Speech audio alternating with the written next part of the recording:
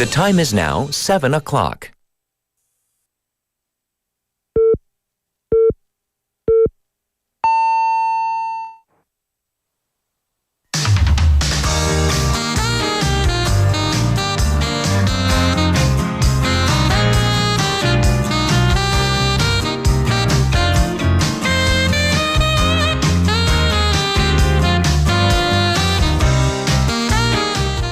Hangul. Hangul is a language of the Korean people, but recently the global appeal of Hangul and the usage has definitely been growing.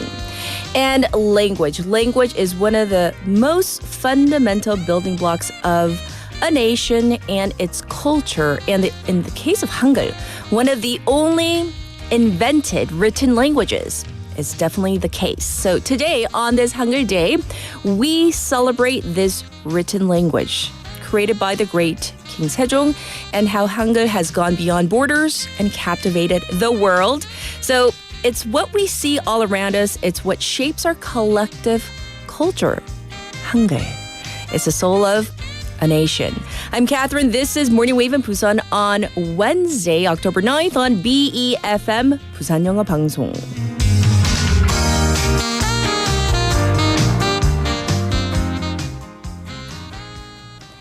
Good morning, Wavers. How are you? It's that day. It is Hangul. Today happens to be the 578th Hangul Day, celebrating the precise day when King Sejong created and published Hunminjeongeum.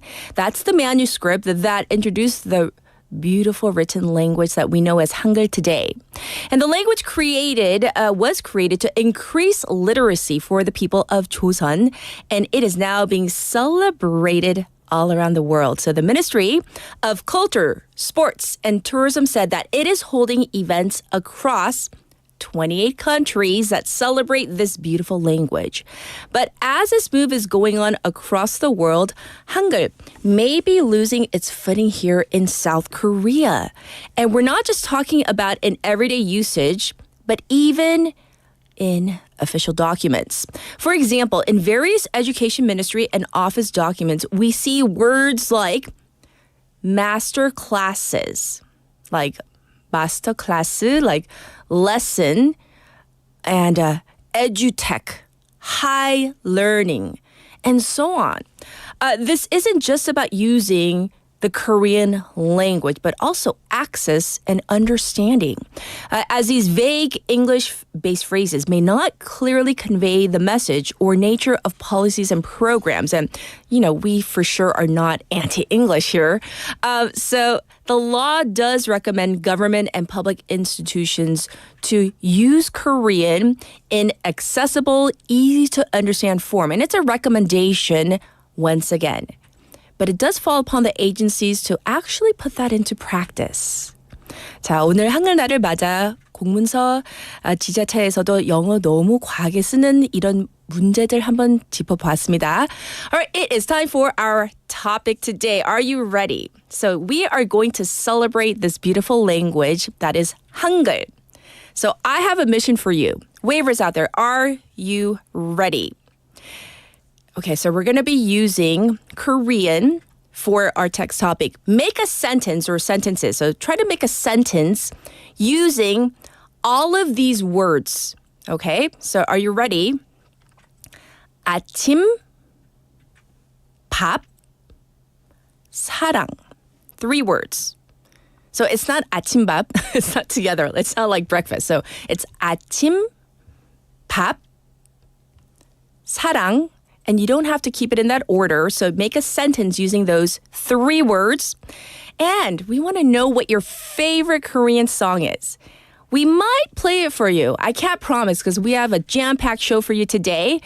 And we have today so much in store for you. 자, 오늘은 한글날이잖아요. 기념해서 한글 문장 만들기 해볼 건데요. 자, 아침, 밥, 사랑. 이 단어들을 모두 사용해서 문장을 만들어서 보내주시면 됩니다. 그리고 한글 가사가 아름다운 노래 추천해 주시면 다 틀어드릴 수는 없을 것 같은데 우리 PD님이 한두 개 뽑아서 아마 틀어드릴 거고요. And today it is a special program and we finally have gifts for you, the waivers, as you've been wanting. So send in your messages on the text topic or even the recommendation of a beautiful Korean song with beautiful lyrics, and you'll be eligible to win coffee coupons. And you might think, oh no, coffee coupons. 그리고 I remember 어제 태진 웨이버 커피 쿠폰 별로라고 했던 것 같아요. 그래서 태진 웨이버를 제외시키고 오늘 한글날 특집을 맞아 모닝 웨이브가 커피를 쏩니다. So 문자 카카오톡 유튜브 코멘트 보내주시면 10분께 커피 쿠폰 보내드릴 거고요. So what can you do? Send in the messages through BEFM's live stream live chat on YouTube. Go to that platform, search for BEFM 부산 영어 방송, and you can subscribe, log in, and chat with our waivers. Also on pound on your phone, pound 9050, 샵 9050. That's going to cost you 101. Kakao Talk. You can do the same thing. Search for BEFM 부산 영어 방송 and send in your messages that way. It's free, by the way, there. You can listen to us 90.5, 103.3 FM on the radio dial. And yes, like I said, you can watch us in real time. We're streaming right now live to you on Hangul Day on YouTube. You can watch us later and also on the Patbang app.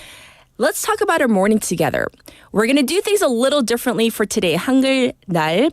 We have Haley. She's coming in for News Digest and Issue Waggle. That's both in hour number 1. And then we're going to dive into our Hangul Day special in earnest in hour number 2. We have in store for you 2 really special interviews. You got to stay tuned because, it was really difficult just even getting them on our show. So first up, we're going to have an interview with Anton Her. And he is an author, but also a famed translator of Korean literature into English. Why is this important? Translating the beautiful Korean words into English to spread even further Korean authors, their works and whatnot. So he actually is distinguished. He was shortlisted for the International Booker Prize, and he's also going to be a judge at this year's, or at 2025, next year's. He's on the jury of that as well. And for our second special interview, we're going to speak with Robert Fauser, who's a writer, linguist, and photographer. He is a former professor from Korea, and you're going to love hearing more about the beauty and power of Hangul. All right, and hour number 2, Leon's going to be joining us for Hashtag Fact Check, and I'll be back with today's headlines.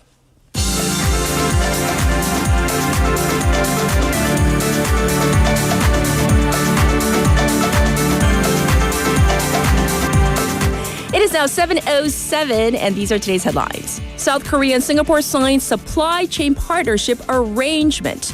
President Yoon Suk-yeol and Singaporean Prime Minister Lawrence Wong held summit talks Tuesday local time and agreed to strengthen cooperation in various sectors across supply chains, energy, bio, and advanced technology. Partisan spat overshadows policy inspection at parliamentary audit for second day. Parties continued their respective attacks against Democratic Party Chair Lee Jae-myung and First Lady Kim Gun-hee across 10 standing committees on day 2 of the parliamentary audit of the government. North Korea likely to send troops to Ukraine in support of Russia. North Korea is likely to deploy members of its regular armed forces to Ukraine in support of Russia, South Korea's defense chief said yesterday, and this latest sign of deepening military cooperation between Pyongyang and Moscow. Human Rights Watchdog rules cell phone ban in schools not a violation of students' rights. The National Human Rights Commission has ruled that collecting cell phones en masse from high school students is not a human rights violation.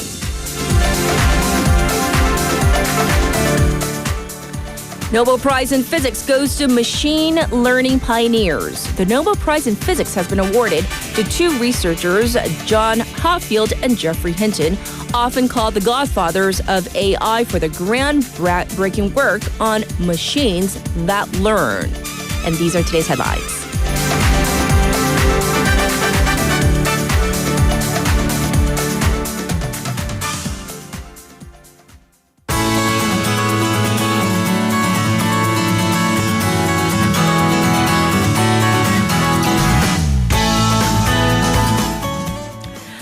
It is time for Busan updates, and like I said, we're doing things a little differently. So I'm going to give you the Busan updates. 자, 오늘만 제가 부산 updates 전체는 안 되고요. 그 정도 실력은 안 되고 타이틀만 한국말로 노력을 해보겠습니다. 그래서 너그럽게 봐주세요.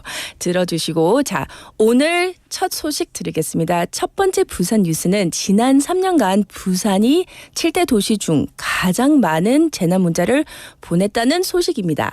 So if you live in Busan and think, wow, I get a lot of messages, you're right. You're not mistaken.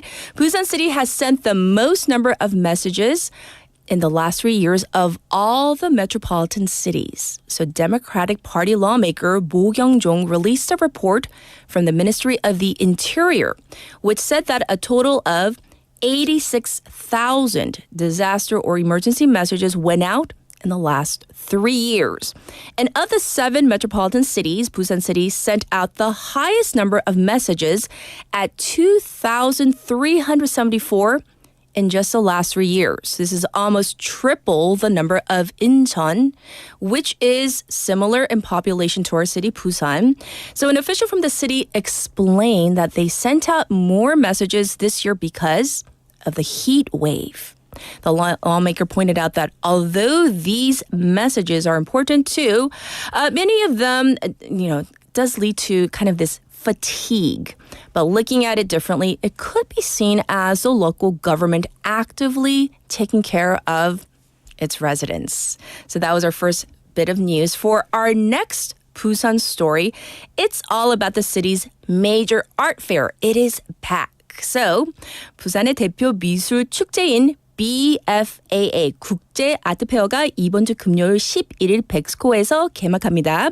So the 13th Busan Fine Arts Association International Art Fair, that's the BFAA, that's the International Art Fair once again, is opening this Friday, October 11th until the 14th at Bexco and is hosted by BFAA and KNN. This is a direct market between artists and buyers. So it offers opportunities for well-established and also those up-and-coming artists to really showcase their work across different generations and genres. And this year, there will be exhibitions on young local artists and docent programs, seminars, and other events. And finally, Busan City is celebrating Hangul Day today. 오늘 10시 부산시청에서 제578돌 한글날 경축식이 열릴 예정입니다. The Busan City Hangul Day celebration is going to take place this morning at 10 a.m. at City Hall. So this event will be attended by Mayor Park Hyung-jun, the heads of the major public institutions, plus the Korean language institutions as well. And so the event will begin with the reciting of the preface of the Hunmin Jeongim by 3 international scholarship program recipients from Busan. And the city will also award 10 individuals for contributing to the development of the Korean language. And one of the recipients is Park Sung-eun. You might know her, aka 자갈치 아줌매, who's also on All-Star English for her work in promoting the beautiful Busan dialect. All right, so there you have it. This was Busan Updates, and here's your traffic and weather.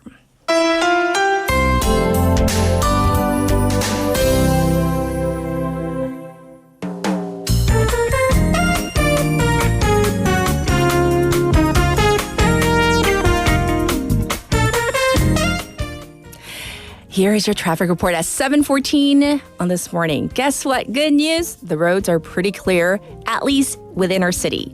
For the weather, it's currently 18 degrees Celsius under clear skies. The daytime high will go up to 24 today. With cloudy skies, there is a chance of light rain in the morning. Looking at the weather nationwide, the morning lows have fallen to the lower 10s in some parts of the country with a big temperature difference between the morning low and the daytime high. Jeju is expected to see sporadic rain. So, am I supposed to say this in Korean as well? 한글날인 오늘 부산시 아침 기온은 18도라고 합니다. 낮 최고 기온은 24도까지 올라가겠습니다. This was your traffic and weather.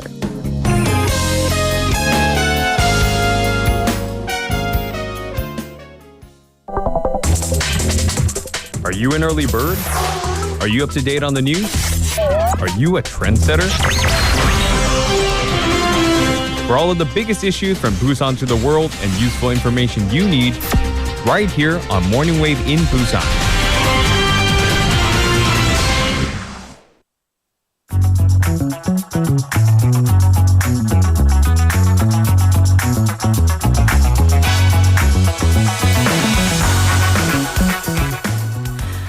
All right, so obviously we are doing things differently today, right? So we're going to be joined by Haley. She's already here on camera with us. Good and as morning. I reach over real naturally and grab my script for News Digest, we're going to be diving into our first bit of news, right? So first we're going to talk about the recent developments with North Korea. What's going on? Right. So let's start with a little bit of the Korean summary because today is 한글날 특집.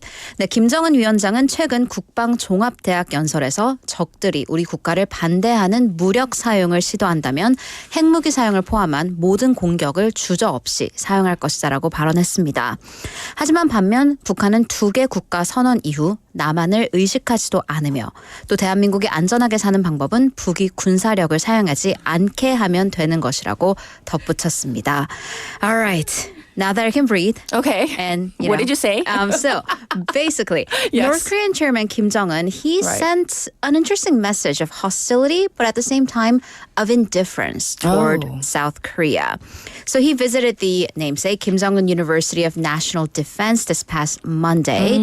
And in his speech, he first warned of using all military forces and not excluding their nuclear capabilities against the enemy should the enemy attempt to use force against North Korea. Yes. So this warning, by the way, came 6 days after South Korea's President Yoon Suk-yeol said that North Korea's regime will face its end if it attempts to use nuclear weapons and warned of this resolute and overwhelming response from both South Korea and U.S. in their alliance. Right. So Kim stated that North Korea will accelerate its move to become a military and nuclear superpower. And he added that in the case that North does use its nuclear capability, it would be futile to have any hopes for survival and nothing would and could protect South Korea. I see. But in that very same speech, Kim said that he has no intention of attacking the South, correct? Right. A bit of a juxtaposition, but he said that, quote, honestly, the North has no intention of attacking South Korea. But it was not a message of peace per se, but more of a dismissal and indifference. Okay.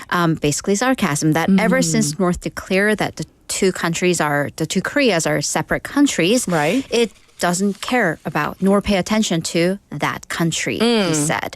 And he stated that the only way for South Korea to live safely is to not trigger the North. Okay. In the meantime, by the way, the North did send another round of trash balloons towards South Korea yesterday morning, and that was the second straight day in a row. That's right. And as this is going on, an expert has said that the risk of war on the Korean Peninsula is higher than ever. Right, so let's parse through that comment. So this is an analysis published in Foreign Policy by Robert Manning, who's a distinguished senior fellow at the Stimson Center. Yes. Well, he wrote that the Korean Peninsula seems more dangerous and volatile than at any point since 1950, which was, Yes. of course, the outbreak of the Korean War.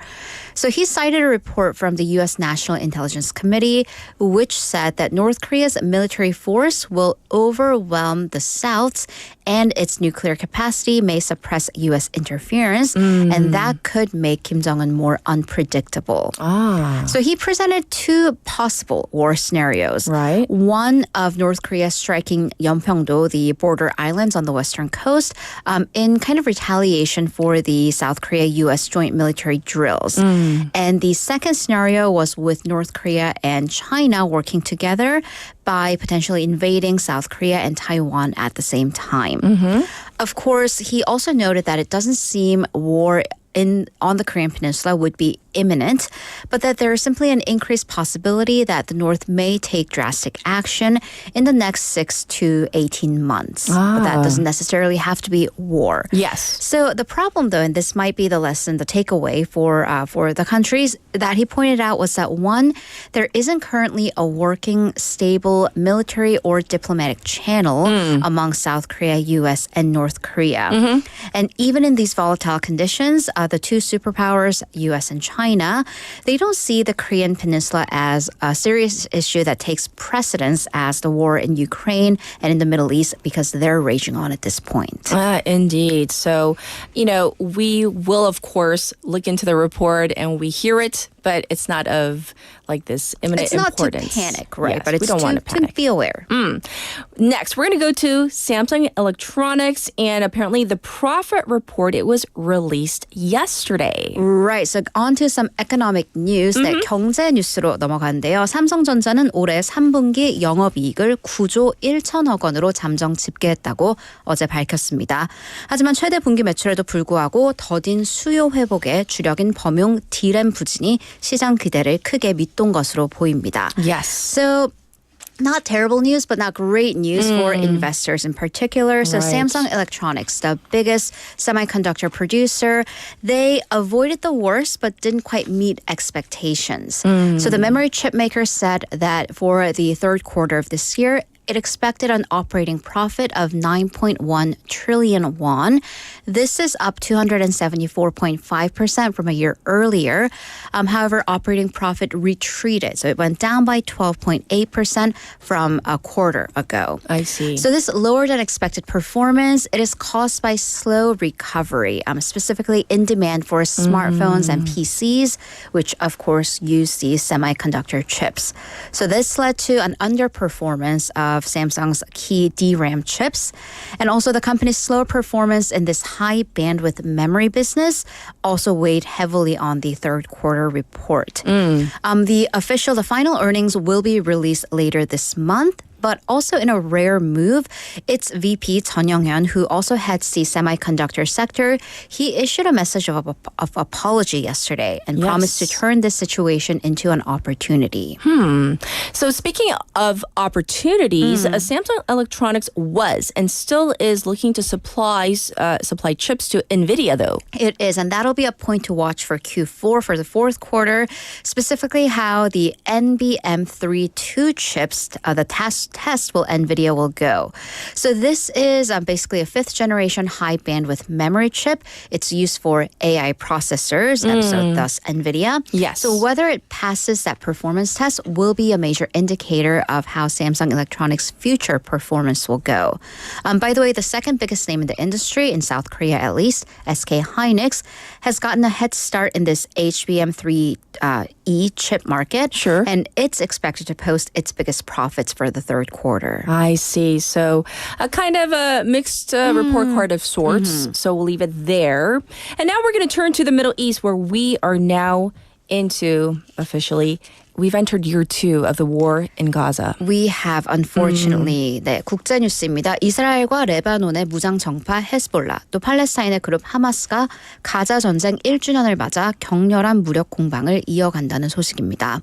So violence continues to rage on multiple fronts. Yes. And Israel is also expanding its ground operations into Lebanon. So first, Israel launched an intense wave of air raids on southern Lebanon on Monday local time. Sure. Apparently, about 100 aircrafts targeting some 120 sites in space of an hour, according to the Israeli Defense Force.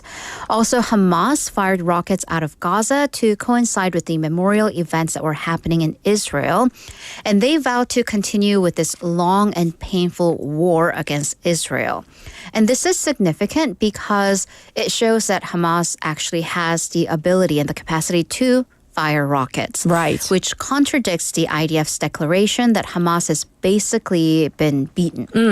And then also, despite Israel's attacks against Hezbollah, even taking out its key leaders, Hezbollah's military capacity still seems to be intact, as it was able to fire multiple missiles, about 190 rockets towards Israel. So basically, even after a year, all sides are still operating. Sure. So that hints at a long future. Indeed, indeed. Well, in the meantime, though, Hamas leader Yahya Sinwar is still alive. Right. 네, 한때 사망설이 돌았던 하마스의 수장 야야 신와르가 카타르에 있는 협상단과 연락을 재개한 것으로 또 알려졌습니다. Yes. So Yahya Sinwar, he was suspected to have died in an Israeli airstrike, not due to any official announcements, but because he has just been underground. He hasn't had any contact with official channels for weeks. Sure, sure. However, recently he did reestablish contact with the hostage and ceasefire deal mediators in Qatar. So multiple local outlets, they cited unnamed sources that have knowledge into the negotiations and said Sinwar cut off contact because he believed Israel was uninterested in reaching a deal. And this, of course, was happening as Israel had amped up their attacks against Lebanon and Hezbollah. But for what he conveyed in his latest statements to Qatar, Sinwar hasn't really backed down in any of his positions for the hostage and ceasefire deal. So Hamas has been and it's still demanding a complete withdrawal of the military from Gaza and a permanent end to war, which Israel has, of course, refused any arrangement that would allow Hamas to regain control of Gaza. Yes, indeed. So thank you for going over all the news items, of course, and we'll check in with you real soon. But I think we're ready for a song break right now.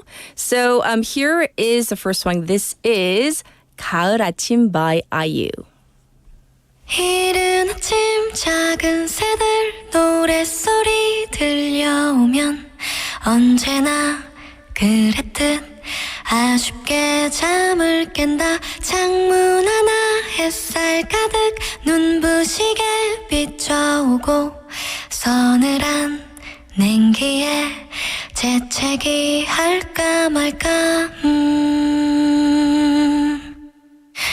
눈 비비며 빼꼼히 창밖을 내다보니 335 아이들은 제잘되며 학교 가고 산책 갔다 오시는 아버지의 양손에는 효과를 알 수 없는 약수가 하나 가득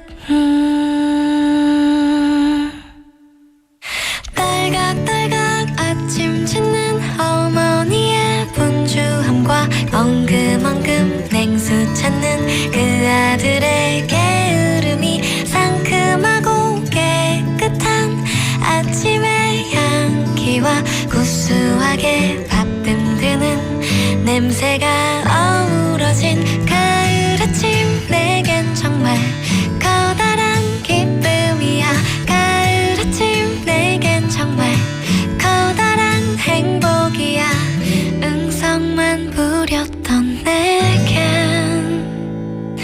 파란 하늘 바라보며 커다란 숨을 쉬니 뜨높은 하늘처럼 내 마음 편해지네 텅 빈 하늘 언제 왔나 고추 잠자리 하나가 잠덜 깬 듯 엉성이 돌기만 빙빙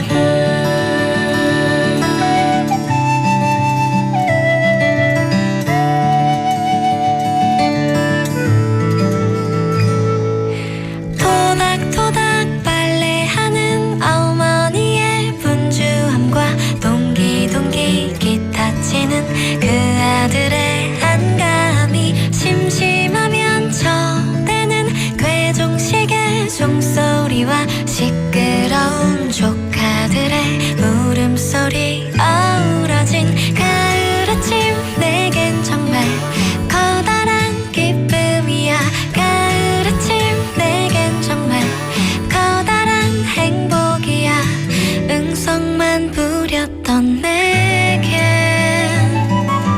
가을 아침 내겐 정말 커다란 기쁨이야 가을 아침 내겐 정말 커다란 행복이야 뜬구름 쫓았던 내겐 이른 아침 작은 새들 노랫소리 들려오면 언제나 그랬듯 아쉽게 잠을 깬다 창문 하나 햇살 가득 눈부시게 시계 비춰오고 서늘한 냉기에 재채기 할까 말까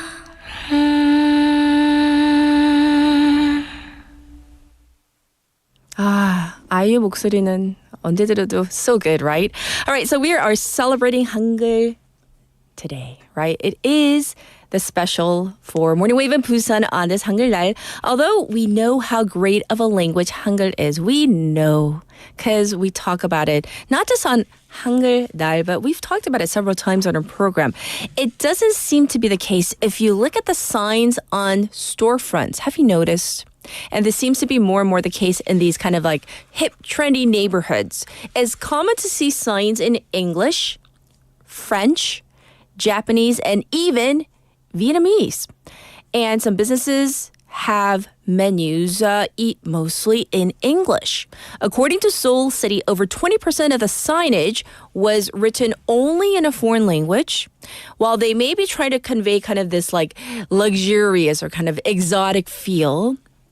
The first point of signs or menu is it not to convey information, is what experts say. And in that case, these non-Korean signs may not be doing their job. By the way, if a store's sign is only in a foreign language without a proper reason, that's technically against the law, at least for larger buildings. And of course, this law isn't enforced very strictly, but we definitely hope to see more Korean signage out on the streets. So, I have to say, I love when I go to Gyeongju, and like everything's in like Korean. I love that. Like every single store signage is in Korean. I'm not saying it should only be in Korean. I'm not saying that, but maybe together, at least, like a little bit, on the side or something. But a translation of sorts would be nice too. It's time for text topic. Make a sentence using 3 words. So the 3 words are in Korean today. 아침, 밥, and the word 사랑. Those are your 3 words. And also, if you have a favorite Korean song which you really enjoy or like because of the lyrics, the hangul in it, you send those in too, and you will be eligible to win a coffee coupon. And by the way, 아시잖아요. 우리 모닝웨이브는 부산 선물 잘 안 쏘아요. 누가 조금 짜요. 누구라고는 얘기 안 할게요. 농담이고요. 우리 이런 거 잘 안 해요. 진담?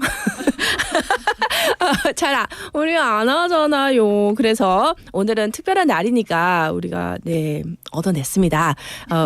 From the higher ups, they gave us the coffee coupon. So 오늘은 한글날 기념해서 한글 문장 만들기 하고 있습니다.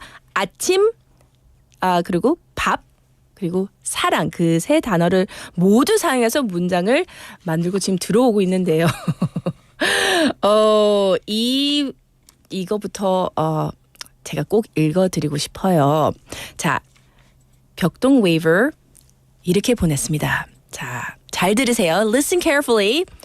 결혼을 하면 맛있는 아침 밥을 먹는 사랑스러운 상상을 해보지만 그런 일은 존재하지 않습니다. From 결혼 6년 차 유부남. Oh, it's like I want to give you applause because it was such a good sentence, but it's so sad. 너무 슬퍼요. But we love you. We send you love, and now you're eligible to win at least 아침 식사로 커피 한 잔 어때요? 너무 속쓰리나요? All right, let's read a couple more. I did see. Where's Tommy's? 아침에 일찍 일어나서 사랑을 듬뿍 담아 스테이크와 빤에 스파게티 만들었더니 룸 컨트롤러의 한마디 이게 밥이냐? 하고 혼났다. 이게 밥이냐고 혼났대요. Tommy, your room controller. I love her. I have a girl crush on her. She's my kind of gal. I think I could be friends with her.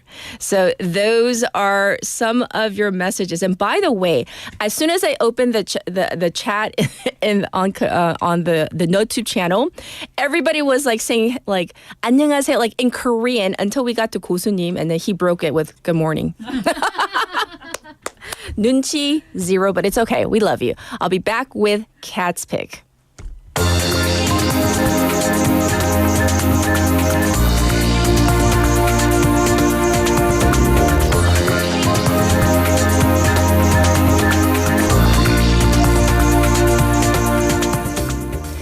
For today's Cat's Pick, I wanted to focus on something, and I want to ask you, the waivers, what you think about this. It seems that there is an oversaturation of touchscreen versus buttons. So what do you think about this issue? 우리 너무 그거 터치스크린, 터치패드 많지 않나요? 그런 생각하는 사람들이 지금 많이 늘고 있다고 합니다. This is a clip from the Today Show. Nearly 2 decades ago, Apple changed the face of technology, Well, what we're going to do is get rid of all these buttons. driving a touchscreen takeover into high gear. Everything from how you order to how you read to household appliances and even cars have been touched by the trend. But this morning, there are growing calls to re-buttonize from frustrated consumers.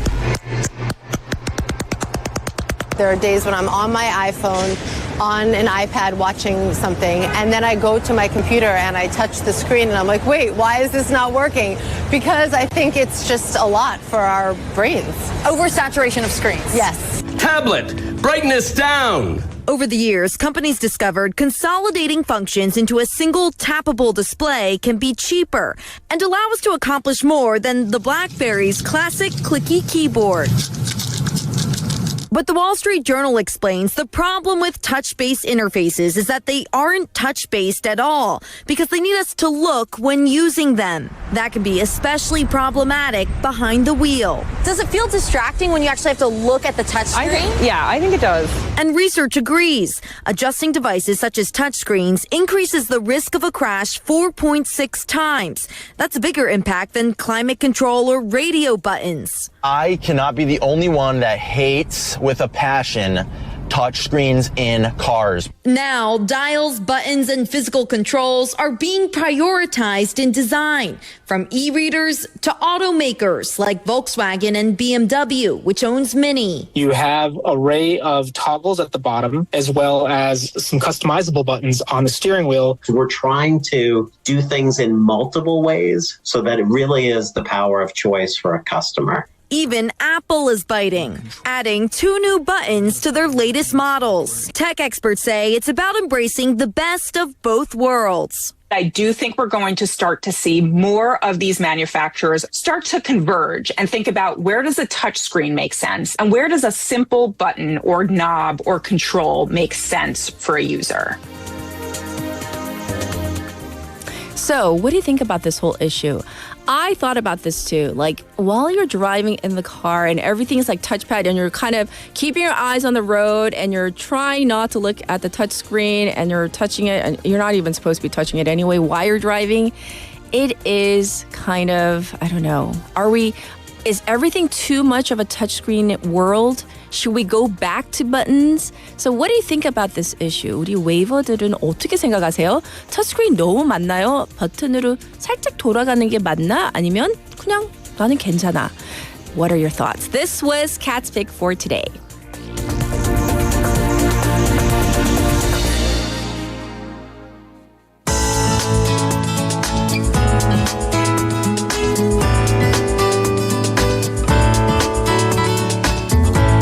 부산에서 대학을 다녀오고 있는 아제르바이잔 유학생 미갸르입니다. 한국말을 정말 잘하고 싶지만 너무 어렵습니다. 그래서 힘들 때도 있습니다. 특히 공룡, 대통령 이런 말들은 좀 어렵습니다. 그래도 한국말을 재미있어서 좋아요. 제가 제일 좋아하는 한국말 주굴레입니다. 이유는 친구들의 장난치면 또 이상한 건들기 때문입니다. 가끔 친구들 보고 멋있다라고 말하는데 실수로 맛있다고 한 적이 있어서 친구들을 그런 알려주고 거쳤어요.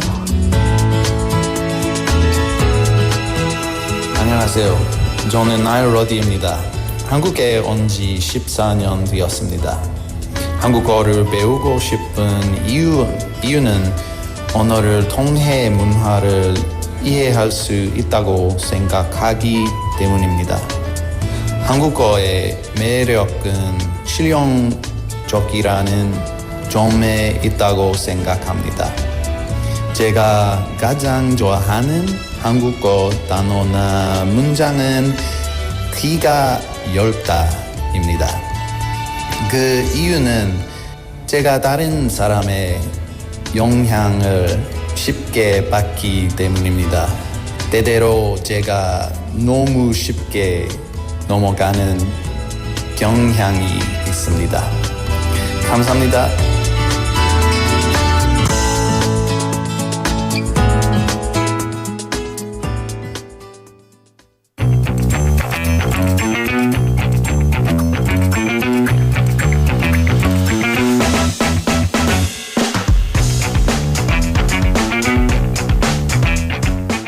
It is time for Wagger. So before we get into it, what did you think about those clips? I mean, because we did ask, our foreigners, Right. our foreign national waivers out there, Our Busan residents. yes, about their thoughts on impressive. Hangul. And I heard 수용적이라고요. I know, was like, and then I was like, what are they talking about? Like accommodating? accommodating? Yeah, Yes. I was like, it's just really impressive, just their ability. I mean, Yes. you and I are fairly bilingual, but we different learned them degrees, but yes. young. We Yes. learned our respective languages young, but Right. like they mostly came as adults or like older students. So to be able Right. to have that grasp of that language, of Is different amazing. languages, it's incredible. Like the first voice, her name is Ni Gyade. She's from Azerbaijan.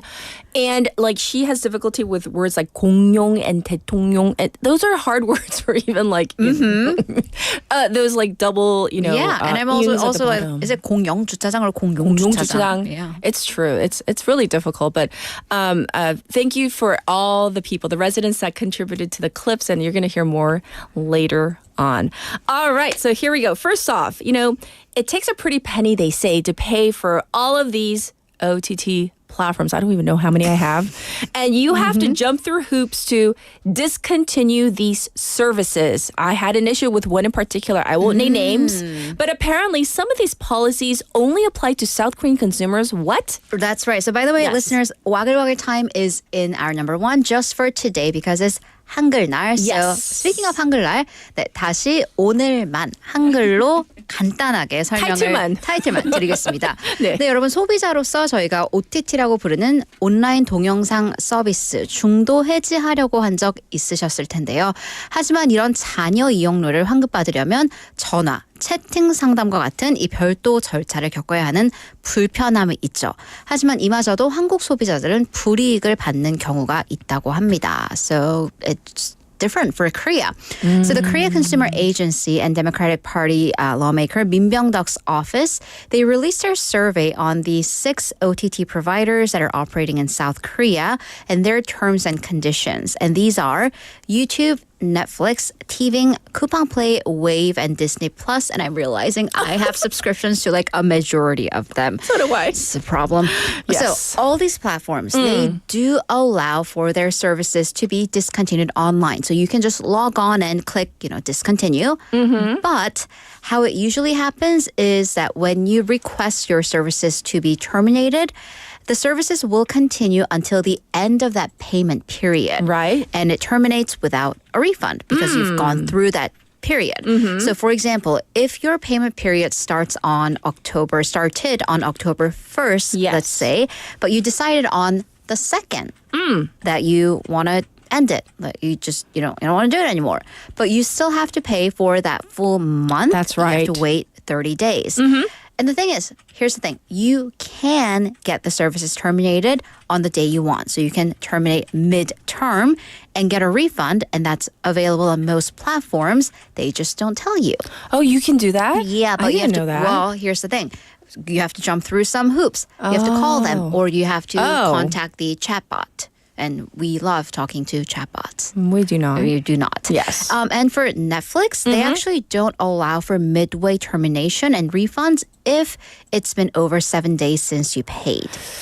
So yeah, exactly. Okay. And in the past 3 years, there have been over 300 cases lodged with the consumer agency on complaints about these refund policies. Yes. And by the way, these are 300 people that have taken the time to lodge complaints.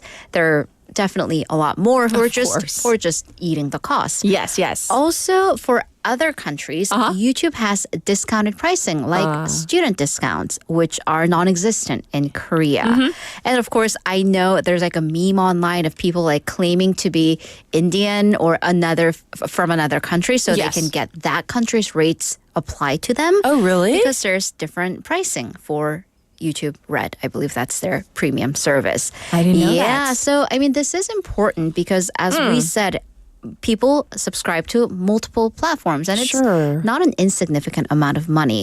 So an average OTT subscriber in South Korea has subscriptions to 2.4 platforms, so between 2 and 3, and they pay an average of 2만 won, 20,000 won per month. I was thinking in my head 2.4, but that's the average. Yeah. I have more. I have a lot more. I need to cancel some. All right, the Seoul Fireworks Festival was this past weekend, and we have Busan's annual festival. It's coming up soon. But always, every year, there's always questions about environmental concerns with these fireworks. Right. I don't want to be a negative Nancy, but also at the same time, it's an important issue. Right. Yes. 네, 서울과 부산 같은 주요 도시들이 이제 불꽃을 개최하는 가을철이 다가왔는데요. 하지만 철새 교란, 또 초미세먼지 등의 환경 이슈도 다시 한번 고려해야 된다는 목소리가 나오고 있습니다. Right. So first, let's talk about how fireworks work. So you have this cylinder, the container, and it's filled with multiple things, an oxidizing agent, fuel, and metal compounds that give it that burst of color with a binder to hold them all together. And then you set that on fire, it ignites, and that power of the explosion, it propels the contents into the air, and that causes the fireworks, the explosion of light. So yeah, a bit of chemistry working there. Yes, yes. Well, speaking of chemistry, there are chemicals in there and that get released into the air. So we're talking about CO2, carbon dioxide, potassium nitrate, and heavy metals like copper because they are the ones that give it that color. And of course, the plastic containers themselves and then shatter and break into 1,000 little pieces. Well, they get dropped onto the soil or the river, aka microplastics. So the Seoul Fireworks Festival is said to have used over 100,000 fireworks just for that weekend. Yes. Well, of course, then the biggest concern, how that affects the ecosystem, especially with migrating birds. So birds often migrate at night, and this huge explosion of light and sound can distract them and take them off their flight course. And it's not just about them getting lost because they're using limited energy to get to their destination. So if they have to make an unplanned landing or get lost and take detours, they may not be able to make it to their destination. And by not make it, I mean die. And the thing is, migratory birds, very important. Very important part of the ecosystem. Yes. Also, in the photo that we just saw on our YouTube page, so that was from a New Year's fireworks show in Rome back in 2021. After that fireworks show, Romans found hundreds of birds that have dropped dead the day after. So of course, nothing's been concretely proven, but there seems to be a correlation. Yes, at least. Right. And so let's also talk about the fact that there is an air pollution issue. Right, so and that is a more immediate impact on us. So the release of chemicals that, of course, pollutes the air. So the city's Seoul City's Environment Agency, it measured the ultrafine dust levels in Yeongdeungpo, which is about 2 kilometers away from Hangang, where the fireworks show was held. It went up by 10 times the normal amount on the night of the fireworks show. Sure. And other areas like Utah and Colorado states in the U.S., they have replaced these fireworks with LED drone shows. So it's definitely something to consider. It is. I know people love fireworks, but even Tommy comments saying, I agree, fireworks are beautiful, but there are too many side effects. Maybe we should stop it. Right. So that's just one person's thought, and I'm sure many people are considering it, at least, food for thought. So thank you for bringing this to our attention. All right, next up, weddings and how expensive they have gotten. That's our next issue, right? 네, 10월입니다. 5월의 신부라는 표현과는 달리 사실 10월에 결혼식이 가장 많은 달이라고 하는데요. 축의금 걱정도 있지만 또 신랑 신부 입장에서는 결혼식 비용 자체가 오르고 있다고 합니다. 웨딩업계에 따르면 서울 지역 대부분 결혼식장의 식대는 7만 원에서 8만 원, 또 스드메라고 하고 웨딩홀 대여 가격까지 함께 오르면서 부담이 증가하고 있다고 하네요. So it's expensive to get married and to go to weddings. So yeah, newlyweds to be say that they have seen a wedding inflation. So for the per plate amount, the 식대, they're seeing it in Seoul 70 to 80,000 won per plate. So at least like a 10,000 increase. And the minimum guest count that they need to fulfill is now at least 250. And I'm like, Minimum. people have 250 friends. But they're family? saying it's the minimum. Yeah, that's the minimum. Like, wow. Man. At the same time, there also isn't a set rate for the venue because they differ wildly depending on the day of the week, the time, what neighborhood. Is it off-season, peak season? So everything just compounds. Yes. And then upon this, there's an interesting debate online on an online community. One couple has asked, they're fighting over whether they can forego 상견례, which is the very traditional first meet and greet of the parents. So the writer says that she's the bride-to-be. She wants to simplify this first meeting. It's customary to go to a nice lunch or dinner, and that can cost, at least 50 to 60,000 won per person. So that's a big bill at the end of the meal. So she's like, can't we just go to a nice cafe? Her fiance said, no, that's ridiculous. Like, traditions are important. So they're fighting currently. People weighed in, including a wedding planner who said, at least in her field, it's still customary to do the full meal for 상견례. Okay. But the key is communication and respect. If you do decide to forego that meal, don't just tell your parents, yes, we're not feeding you. That leads to fight. But talk to your respective parents. It's much easier if it comes from the own child rather than the in-law to be, right? Yeah. Right. And ask for their understanding. So if that's the case, if the foundation is respect, then it may be doable. So expensive. Yeah. Everything. And for a final story, something related to Hangul Day today. Alright. 네, 여러분 족보라는 단어가 있죠. 이게 네. 족발 보쌈 세트. 시발점이 욕이다. 금일이 금요일이다. 아니죠. 하지만 학생들의 문해력이 심각한 수준이라고 합니다. So young people these days, we've talked about this, 문해력, the reading comprehension, the language understanding levels, and the teacher struggles. So real. They're real. Yeah. So real. So the Union of Teachers conducted a survey over 5,800 teachers, and almost 92% of them, elementary, middle, and high school teachers, said that compared to the past, their students' reading comprehension levels have declined. Yes. 30% said at least 1 out of every 5 students in their classroom cannot understand a textbook without an extra explanation by the teacher. Right. And some students cannot even take exams, like even math exams. If there are word problems, they just don't understand it, so they can't do the math. True. So then this holds back the teachers because you have to take breaks every 5 sentences and explain what the words mean.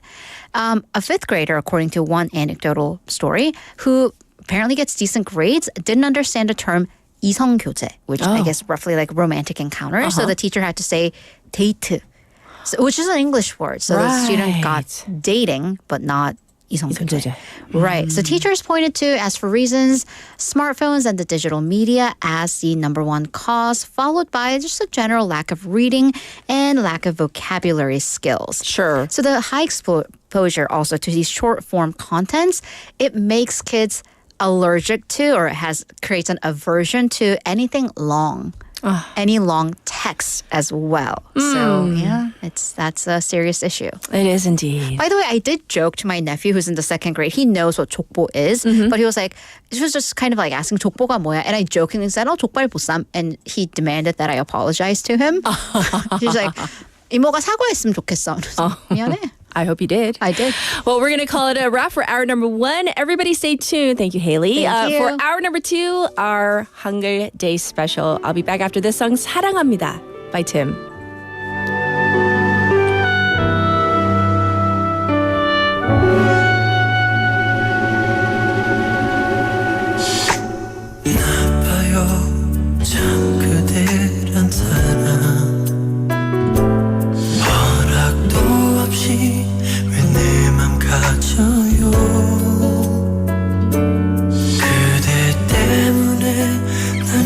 정겹게 살고만 있는데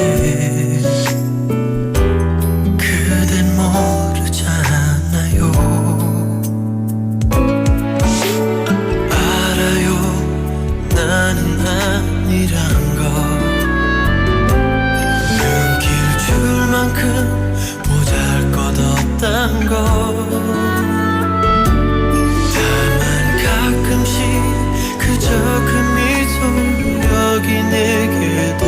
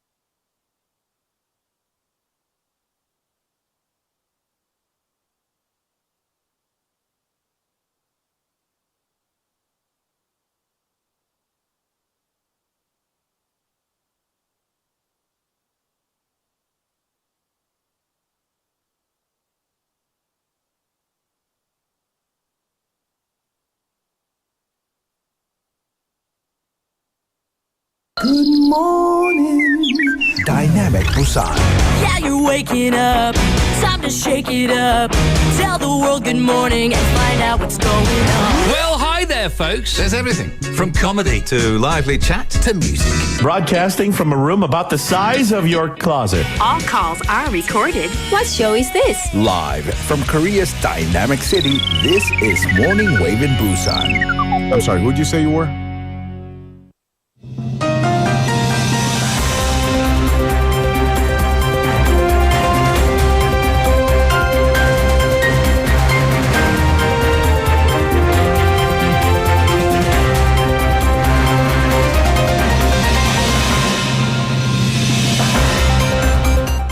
It is now 8 o'clock and this is news highlights. South Korea and Singapore signed supply chain partnership arrangement. President Yoon Suk-yeol and Singaporean Prime Minister Lawrence Wong held summit talks Tuesday local time and agreed to strengthen cooperation in various sectors across supply chains, energy, bio, and advanced technology. The agreement includes specific action plans to boost resilience in key sectors, outlining a crisis response network that will facilitate emergency meetings between the two governments within 5 days of detecting supply chain disruptions. Yoon and Wong also discussed regional security issues and agreed to present a united front against North Korea's threats at the upcoming Association of Southeast Asian Nations or ASEAN Summit in Laos later this week.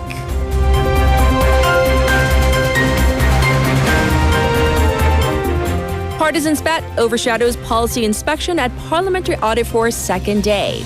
Parties continue their respective attacks against Democratic Party Chair Lee Jae-myung and First Lady Kim Gun-hee across 10 standing committees on day 2 of the parliamentary audit of the government. The ruling People Power Party called for an investigation into allegations that Lee, as Gyeonggi governor, have preferential business dealings for a local currency operator. The DP demanded the Justice Minister to exercise his right to direct an investigation over allegations that the First Lady interfered in candidate nominations. Both parties blamed each other for the direction of the audits, but these issues are expected to continue.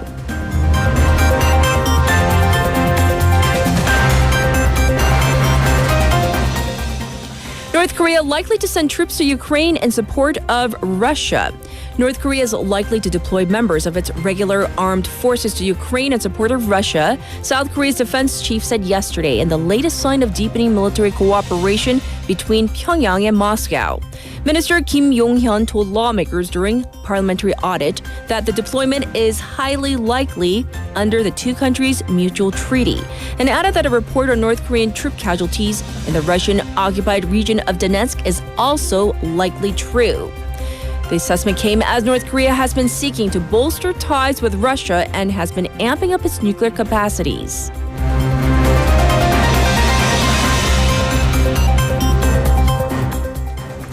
Human rights watchdog rules school cell phone ban not a violation of students' rights. The National Human Rights Commission has ruled that collecting cell phones en masse from high school students is not a human rights violation. In an 8-2 vote, the watchdog decided that cell phone use interferes with classwork, although the dissenters argued that the ban could limit students' self-expression. This was in response to a complaint filed by a student at a Jeonnam High School last year, with the rights body saying that collecting cell phones during school hours and prohibiting their use even during recess and lunch hour violated their human rights.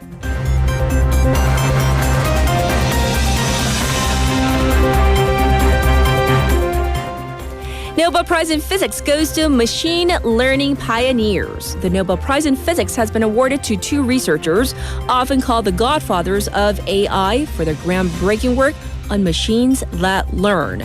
John Hoffield at Princeton University and Geoffrey Hinton at the University of Toronto were honored for their pioneering work on artificial neural networks, which underlie much of modern artificial intelligence, or AI. The Royal Swedish Academy of Sciences listed some of the crucial applications of the two scientists' work, including improving climate modeling, development of solar cells, and analysis of medical images. And this was News Highlights.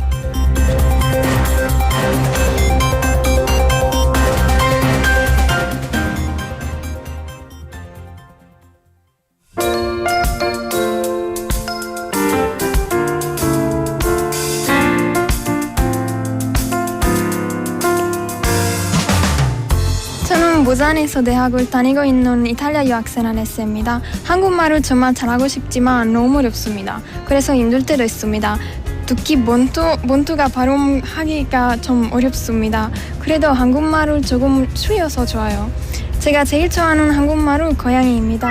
이유는 저는 고양이를 엄청 좋아하고 한 마리 키우고 있어요. 그 한국 생활하면서 제가 한국말 하면 제 주변에 있는 사람들이 매우 놀라요. 저는 부산에서 대학을 다니고 있는 교포 3세 제커리입니다. 부산에서 학교를 나오고 생긴 것도 한국 사람이라서 한국을 정말 잘하고 싶지만 너무 어렵습니다. 그래서 조금 속상해요. 어렵지만 한국말은 마음의 표현을 할 수 있어서 좋아요. 제가 제일 좋아하는 한국말은 아오야입니다. 이유는 한국 영화에서 봤는데 높은 사람이 심부름 시킬 때 멋있는 느낌이 들기 때문입니다.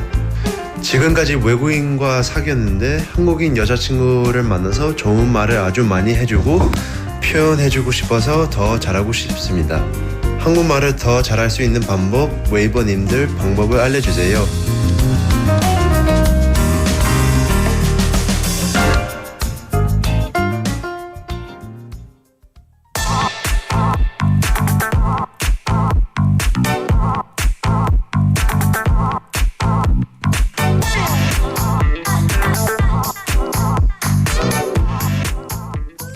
It is now time for hashtag fact check. It's special because we have Leon in hour number 2 because it is our 한글날 스페셜입니다. 특집입니다.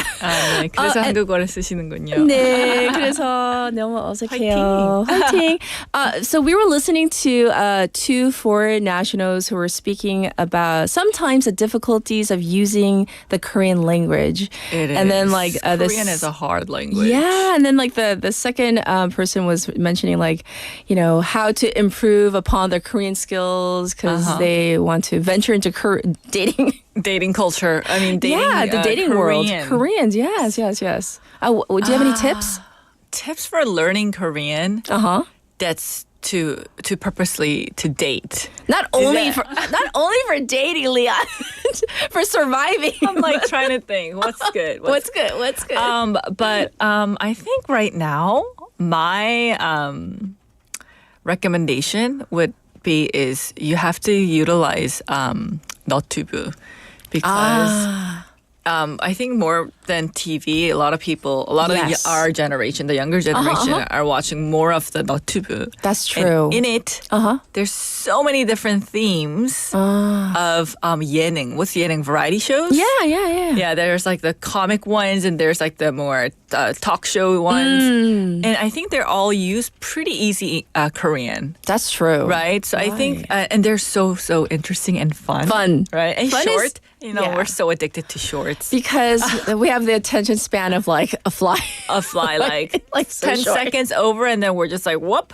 But I think 너튜브 does a good job of like really pulling out the essence, the funniest part of the talk shows and the 예능. That's true. And then, it makes you keep on watching it. And I think utilize that addictiveness to learn a new language. Why not? If you guys are still listening, all of the residents of Busan who submitted these wonderful clips to us about their love of the Hangul language, but also of 한국어 and Hangul, but also kind of the difficulties. I hope you can, take a page out of Leon's book. Right. And also, we have a message from, we have several messages from like first timers because we get the little the sesak, the little symbol that pops up through our message board. So 0089 waiver says 안녕하세요. 이제는 엄마에게 아침밥을 차려주는 일상을 변화했지만 사랑은 여전히 아침밥을 통해 서로에게 전달된다. 아침부터 눈물 나는 한글날 미션이네요. 엄마의 손맛이 그리운 아침입니다. 알츠하이머 진단으로 아기가 된 엄마이지만 평생 차려주신 엄마 밥상 제 마음속에는 늘 간직하도록 하겠습니다. 좋은 방송 늘 감사합니다. Oh, that's so touching. So touching. Oh, that's so like real. That really resonated. Yes. 너무 마음에 와닿는 너무 효녀이시네요. 문자 주셔서 너무 감사드리고 and the whole like the reason why a lot of people are sending this themed kind of message today is we had our topic today is make a 문장, a sentence with the words like 아침, 밥, okay, and then the third word is 사랑. Oh. So that's the theme today, and so that's why. I see. Thank you for that message. Right. And this person definitely had something to say about Absolutely. that, right? And thanks for sharing. Well, we're going to dive into our segment now. So yes. So today's 한글날, as we all know. And today I want to talk about this question. Yes. Rather than fact-checking something. Okay. Let's kind of play with the idea. The question that can 한글 become a global language? Now, I know it does seem like a bit of a stretch, but my point here being is that with the rise of K-pop, K-beauty, K-culture, yes, we've seen a huge wave of international interest in the language of Korean as well. But can this interest actually translate into a global spread of the Korean language as well? And so quite recently, personally, I've seen more and more people get Korean words tattooed in their wrist and their body. I've actually seen this ever since back in high school when I was in the U.S. I had Korean American friends who have never been to Korea, who did not speak Korean, but just thought the Korean lettering was so pretty. Right. But they would have the most random things tattooed, which was what's their like Korean name. The Korean name on their wrist. Okay. I guess they just thought it looked pretty. Yes. But I think these days now, it's not just for their Korean identity. I think foreigners as well are having a little bit of Korean wording on their body, tattooed to their body. So have you seen anyone or near you or on the media? Yeah, definitely. I've seen, in the States, also friends or acquaintances who've gotten, various words tattooed. You're right. The only thing I would advise is make sure the tattoo artist, when you give them like the lettering or photo or whatever you give them, first check to make sure that it's spelled correctly. Oh, do they make that mistake? Sometimes. Also, the tattoo artist like maybe unfamiliar with Hangul. Yeah. And they're just kind of drawing it like, yes. So, anyhow. I would come to Korea to get a Korean. Yes. So, I think much of this interest in language of Korean Hangul abroad, again, has to do with the spread of K-pop. It's played a significant role in spreading K-culture, but also Korean language. And so, for example, during the recent Paris Olympics, there was an Italian gymnast, Elisa Lorio, and she was spotted with a tattoo of the Korean phrase, love yourself. Oh. It said, 당신 자신을 사랑하세요, on her back. On her back, yeah. Yeah. An American gymnast hero, who's Simone Biles. Yes. She wore a sweatshirt with the Korean words that said, anyone, everyone. In Korean, that's 누구든 모두가. So on the inside of the collar. So, and it's also worthwhile to note that Elisa Lorio is actually a big K-pop fan. I think that's so amazing. The fact that like Hangul, right, whether that person through K-pop or for whatever reason choosing to get something inscribed, right, like some lettering, whether it's clothing or whatever, in Hangul, that's amazing. Hangul. Yes. So it's Hangul. Hangul is kind of a beautiful, aesthetically pleasing to the eye language. So, so many K-pop fans are also learning Korean to better understand the lyrics and communicate with their favorite idol, right? The singers. There's even a special alphabet. I don't know if you've heard of this newly coined term called 돌민정음. It's an addition of 아이돌 돌 and then the 훈민정음, which is the Korean alphabet. Yes.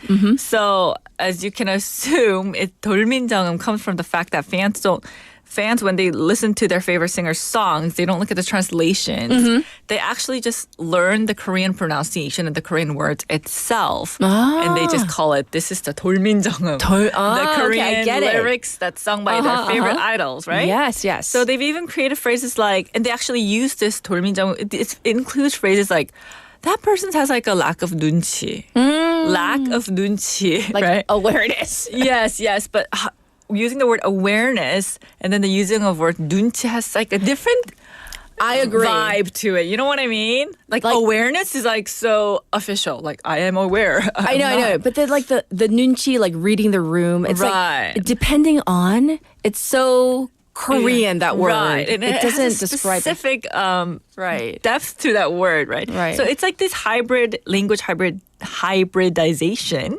between English and Korean that shows, the slowly globalization of Hangul and the natural blending of cultures as well. Yes. So, Koreans use also, we call it like Konglish, right? But apparently it's not just Koreans. Right. Foreign nationals do too. Right, because lack of nunchi, that's Konglish, right? That's I know, lack of nunchi. Korean right? and English. Uh-huh. So it's not just us anymore, Right. Because Korean is popular, and actually BTS's Love Yourself and their End Violence campaign, that has been an inspiration to, obviously all the MZ generation around the world. Yes. There are reports of some protesters in Myanmar actually holding signs written in Korean during the protests following the military coup back in 2021. These signs oftentimes included phrases inspired by the BTS lyrics or messages,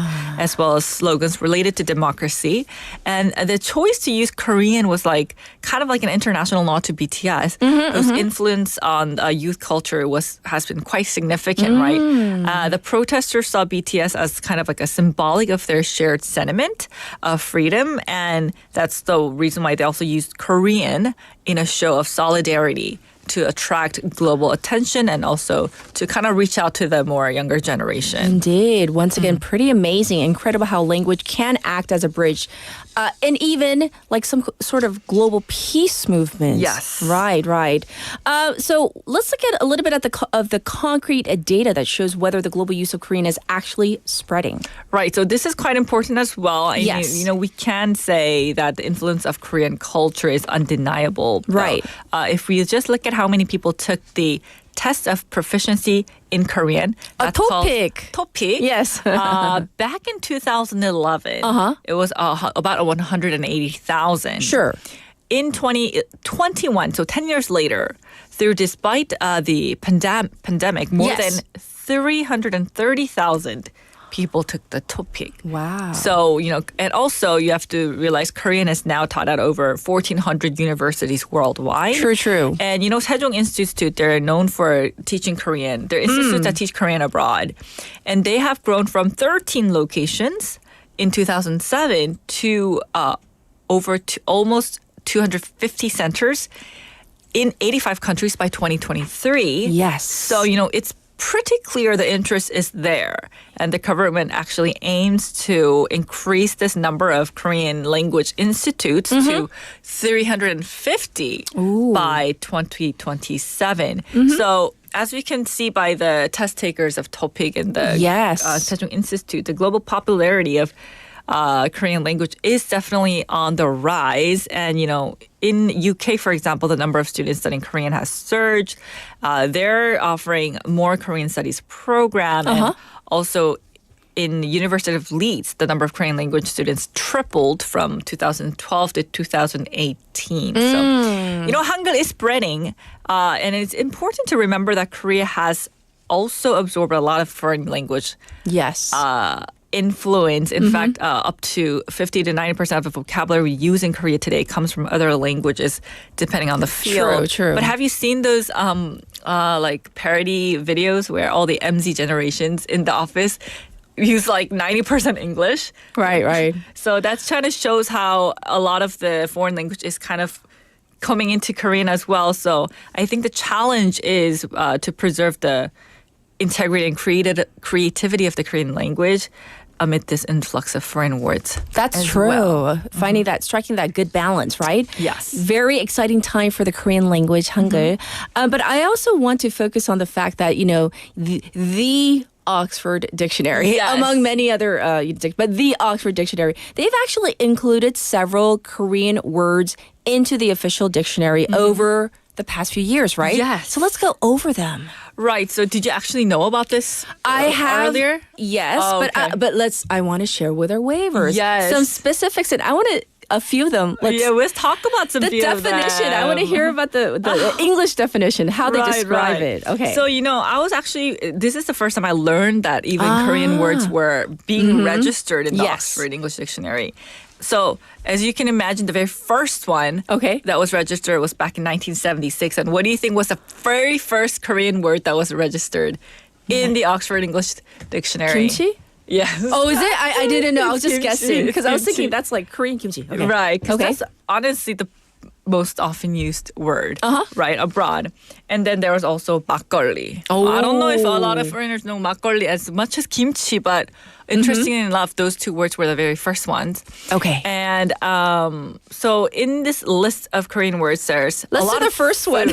애교. 애교. 애교가 Oxford Dictionary 있습니다. officially. So what does it say, the English? The English definition is a display of cuteness or charm. Oh, yeah. This one we don't have in the U.S. Like, right? I mean, there is, but it's not the it's same. Just cute. You're just cute. But 애교 is like It's a like different level of It's like- cute. It's yeah. like you're twisting her body and It's like 손발 오그라. different types cute. of voice 애교. coming out of your body. Which we can't do. Yeah. But 애교 is so big in Korea. Okay, in let's the have like dating culture. one more. One more. Choose one. I'm Yes. sad. Yes. Yes. What about fighting? Fighting. Fighting is Yes. a Korean word, but actually that's being registered in the Oxford Dictionary. But A term of what? But it's interesting. It's English, but it's Korean. It's registered as Korean. Fighting. It's a term of encouragement similar to "you can do it." But obviously, in the love U.S., it. don't say fighting. Oh, you know what no I one mean? says that. Only Koreans. I lied. Let's squeeze in one more. One more? Yes. Okay. What about this one? This one's so definitive of Korean culture. 먹방. Yes. 먹방. Is that registered is so, in the Oxford Dictionary. That is And so Korean. The definition is a live broadcast in which the host eats large amounts of food while interacting with the audience. So I can pretty safely say foreigners who have some interest in Korea know these words. The fighting, 먹방, 애교. 너무 많아요. 치맥, 엄마, 아빠 다 들어가 있어요. I know. 대박. 한류. 대박 is one that we use a lot. 치맥. 치맥, yeah, we gotta do 치맥. So these like shortened words too, right? Yes. Is being included. I wish we had like 2 more hours to talk about this. We're getting the wrap-up signal. So we will check in with you next week. Thank you so much for coming on our 한글날 special today. Thank you, Leon. I had fun. All right, as we did too. Everybody, this was Leon. It's time to say goodbye, and I'll be back with your weather and traffic.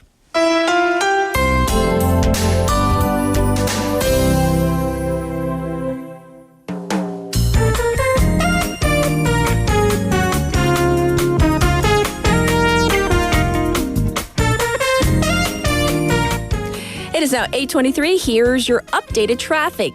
There's none. Weather, it's currently 19 degrees Celsius, and it's going to go up to 24 today. Looking at the weather nationwide, it's kind of cold right now, but it is going to get slightly warmer. Some parts of the country with a big gap between the morning low, daytime high. Jeju is expected to see some sporadic rain. This was your weather report.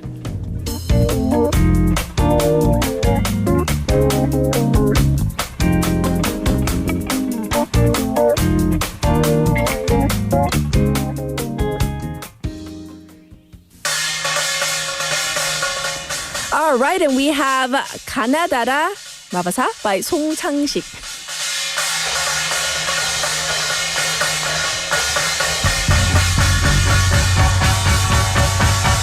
가나다라 마바사 자차카카파 헤헤헤헤헤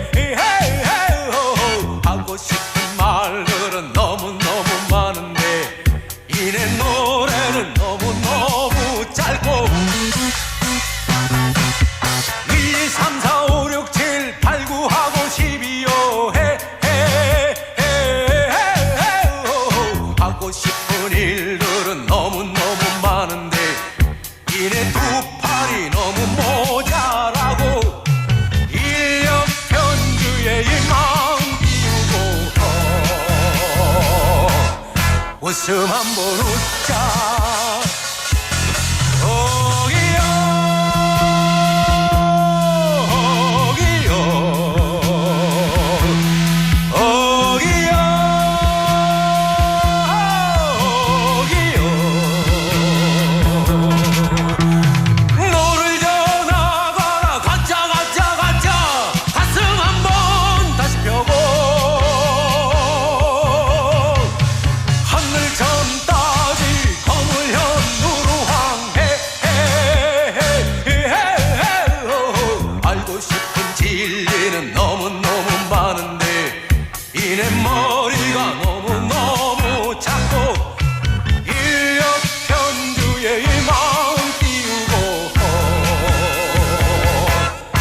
웃음 한번 웃자.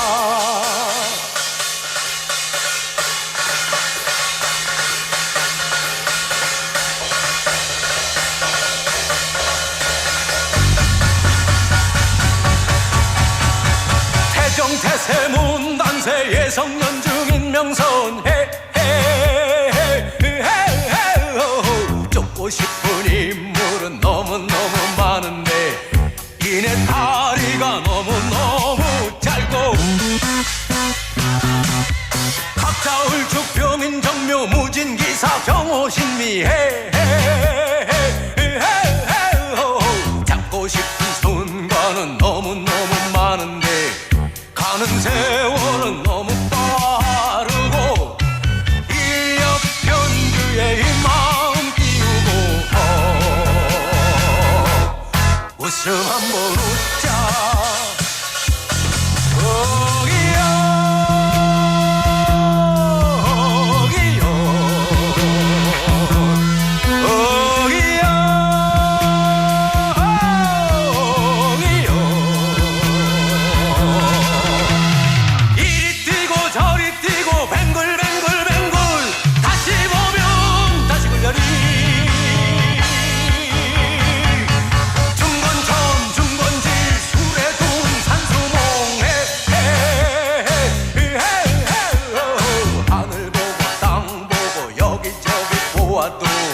세상 만사는 너무너무 길고 일역견주의 마음 띄우고 웃음 한번 웃자. 일역견주의 마음 띄우고 웃음 한번 크게 웃자고.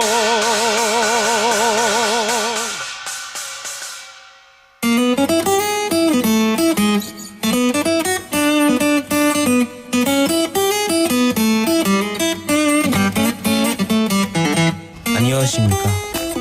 저는 사드입니다. 한국에 온 지 2년 됐습니다.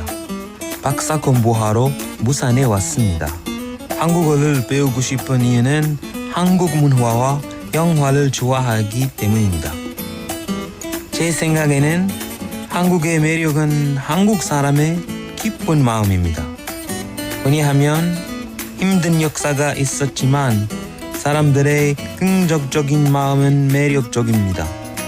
그래서 제가 제일 좋아하는 단어는 알았어 괜찮아요 알았어 괜찮아요.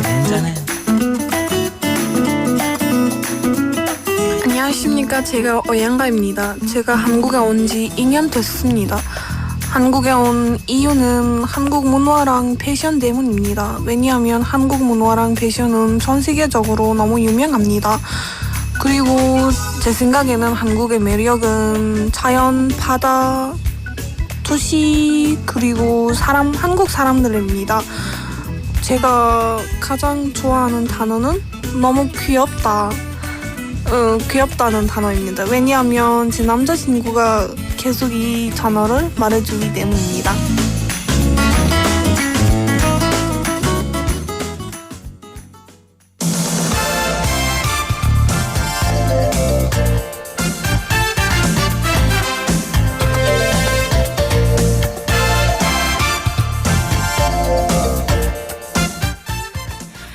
Wavers, on this very special Hangul Day, we are celebrating the beauty of the Korean language and the art of translation that brings it or takes it to the rest of the world. So we have a very special interviewee joining us today. He has a number of famous works, including a book on BTS's 10-year journey, translated and rocketing to number 1 of the New York Times nonfiction bestseller list. And, translating Korean to English is not an easy task. And it really does take a true master, I believe, of not just Korean, but obviously of English as well, for today's first interview. Well, his works have been nominated for the International Booker Prize, and also he has a role upcoming as a judge for the 2025 International Booker Prize Awards as well. So that's coming up next year. Let's without further ado, get to know him better. Joining us is Anton Her, who is an author and translator of Korean literature into English. So let's say hi to him. Hi, thanks for joining us today. Hello, Busani FM. It's lovely to be here. Yes. So first of all, I'm so curious. I was doing a little bit of reading about you, and I want to know first, what inspired you first, even before becoming a translator, to become a writer and then also a translator of Korean literature? Can you tell us about your journey? I was inspired to become a writer since I was like a child, single digit age, and I no longer remember what inspired me to become a writer. And because I was interested in literature, because I was interested in reading and books from a very young age, I feel like it just became very natural for me to be interested in writing. And then this got me interested in language. Insofar as I am interested in language, I'm not really. My father is a language person. I'm more of a literature person. And I became a professional translator first because, as A.S. Bayat says, fiction is a middle-aged art. You need to be old in order to write fiction, really. I mean, obviously there are exceptions. And so I thought, well, I'm already a translator. Why don't I do literary translation, because I love literature so much? And here we are. Indeed. And so obviously today is a special day. We're celebrating the beauty of the Korean language itself. So in your opinion, because you just said you love literature, what makes Korean language, Korean literature so unique in comparison to, for example, first of all, other languages? So you just conflated literature and language a bit. And again, I make the distinction between literature and language. Okay. I don't really think that the Korean language is really that unique. I mean, obviously there are many features that make it unique, and it is called, linguists do call it an orphan language, along with kind of like a orphan sibling language with Japanese, because it's so unlike any other language grammatically, and syntactically, in terms of all of that linguistic stuff that I'm completely not interested in. And I also abhor any kind of nationalism where we're like, oh, Korean is just especially more beautiful than other languages. It is not. I'm sorry, but it is. All languages are beautiful. All literatures are beautiful. There's nothing that makes Korean uniquely beautiful. And it is my fundamental belief that nationalism is like the lowest form of intelligence. And anyone who is a nationalist basically has nothing else, and that's why they're a nationalist. So I'm perhaps not the best person to answer this question. I think Korean literature is really great and terrific because we have really fantastic writers. And in recent years now, we have fantastic translators as well, which is something that we have not had. Translators who can, operate at a certain level, who can not only translate at a publishable level, but who can also pitch books, discover books, uncover books, promote books. People who can do all of the things that literary translators working at the best levels in all languages can do. Like, that is a recent development. And that, I feel, explains like the success of Korean literature in recent years. And so when you talk about translating Korean literature, because you mentioned right now that you think that there are fantastic writers of Korean literature, then what's to you the most important factor when it comes to translating that Korean literature from Korean into English? Well, it's like an actor who is acting a role. They have to find a midpoint between the translator's voice and the actor's and the voice of the role. I guess the translator's voice and the writer's voice. the narrator's voice. So everyone thinks that, the translator should erase themselves, they should be invisible, the book should sound as if it was originally written in English. All of these things are completely meaningless and not helpful and weird. The most important thing for a translator to do is to put a little bit of themselves into their translation so that it has that voice of authenticity, so that it's interesting for you too, as a translator, to work on this work.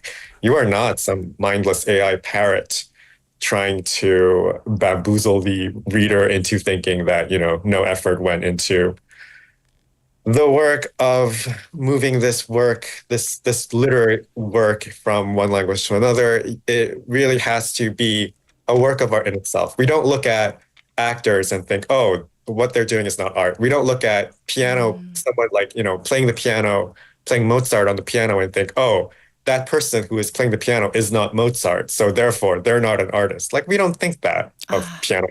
Sure. We don't think that of actors. Why do we think that of translators? But for some reason, we always think that of translators. Oh, that's a great point, though. Thanks for pointing that out to our listeners. In terms of your translations, obviously garnering international recognition, and for that, I mean, maybe not to you personally, but isn't it important for translated works, as you say, to get recognition, not just maybe not the fancy accolades all the time, but the fact, as you mentioned, that, a classical musician, not Mozart, not Beethoven, but they get their props, and maybe translators, they don't. But maybe, is this a growing field that hopefully maybe people are recognizing the importance of translators and translations? Oh, I hope so. Otherwise, none of this growth is sustainable.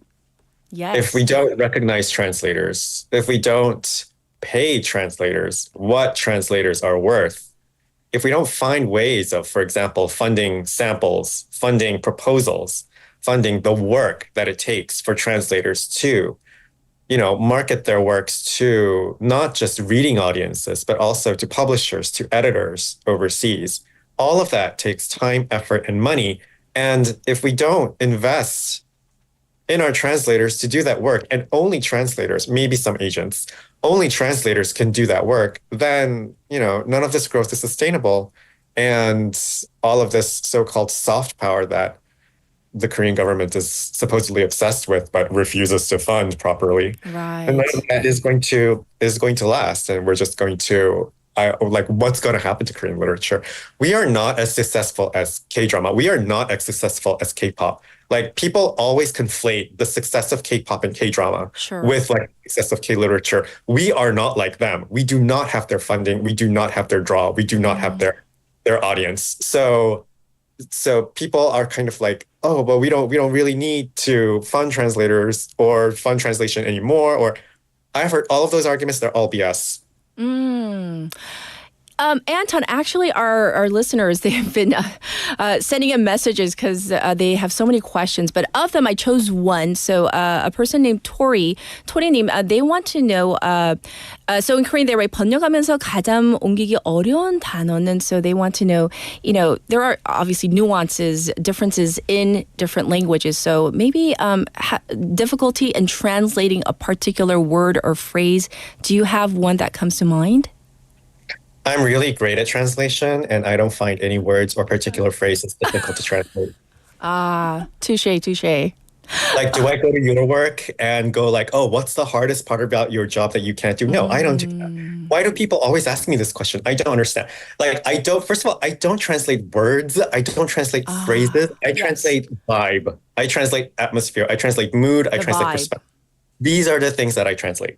Like, I see. If my job was involved with translating words, then an AI would have taken over my job years ago. But it hasn't, because an AI can't do what I do, and that is translate all of those things. I fully respect that. Well, I do want to, before I let you go, I know you're quite busy. You recently published a work titled Toward Eternity, as well as 하지 말라고는 안 했잖아요. I believe it was last year, if I'm not mistaken. Can you tell us more about these works, about your works? Sure. So 하지 말라고는 안 했잖아요 is a Korean collection of essays on translation. And this was commissioned by a Korean publisher here in Korea called Across Books. When it was commissioned, I thought, who's going to read that? But apparently it's sold out. It's first printing, so people are reading it. And it's also a collection of some of the lectures that I've given on translation overseas, like at Oxford University, at Princeton University. Toward Eternity is my novel. It's published with HarperCollins in the US and also the UK. This is a speculative fiction work that has to do with poetry, cloning, and AI, and how all of those very disparate things kind of connect together. And what does, those repetitious structures have to do with our humanity? Well, I do want to thank you for coming on air with us and really telling us, as it is, your thoughts on everything. So thanks for taking the time to join us on Hangul Day. We do appreciate it. Thank you, Anton. Thank you so much for having me. Absolutely. Everybody, this was Anton with our first special interview.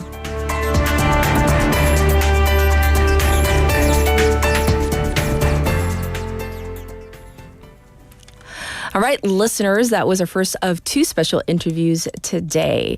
And I have to say, the messages coming in right now, fast and furious, and I do appreciate your involvement today, as today for us here at the at Morning Wave in Busan, very special indeed. So, some of our messages coming in. First of all, we have 2969 waiver who says, 매일 아침 밥 같이 먹는 가족들. 아침마다 듣는 모닝 웨이브 사랑합니다. Because the homework today, what was it? Creating a Korean sentence with at least including these three words. 아침, 밥, and 사랑. Those three words, that's the homework, and you guys are actually just killing it this morning. And the fact that you guys are including Morning Wave, us, into your anything is just amazing. We have another one from 3221 Waver. Morning Wave와 함께하는 힘찬 출근, 오늘의 미션 보냅니다. 사랑은 아침밥과 같은 모닝 웨이브를 타고 매일 옵니다. So apparently you guys are commuting with us on your way to work. Do appreciate it. How about one more from our, 2317. Waver says, 매일 아침 사랑으로 준비한 밥처럼 제 일상에 따뜻한 에너지를 주는 모닝 웨이브 인 부산 감사합니다. 휴일에도 생방송 해주셔서 즐겁게 듣고 있어요. It's our pleasure. We have been looking forward to this day for, a while now because we knew that it was coming up. So it's our pleasure. And now we're going to get into our second special interview.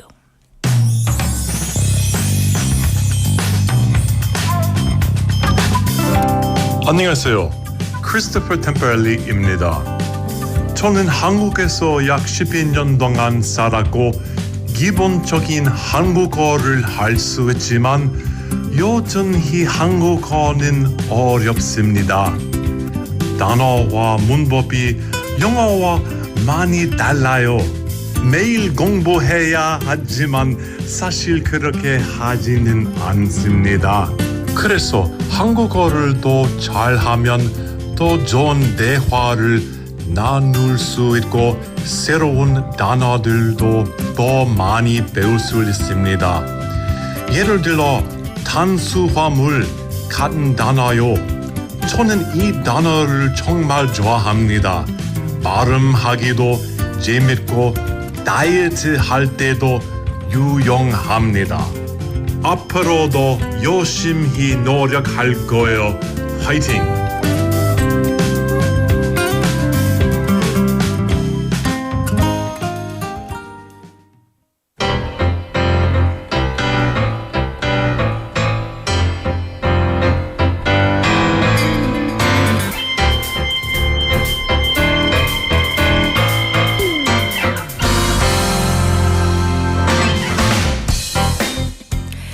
our second interview today. We are diving into the beauty and power of language with someone who really appreciates and knows its magic, from exploring the rich history of Korean cities to mastering multiple languages.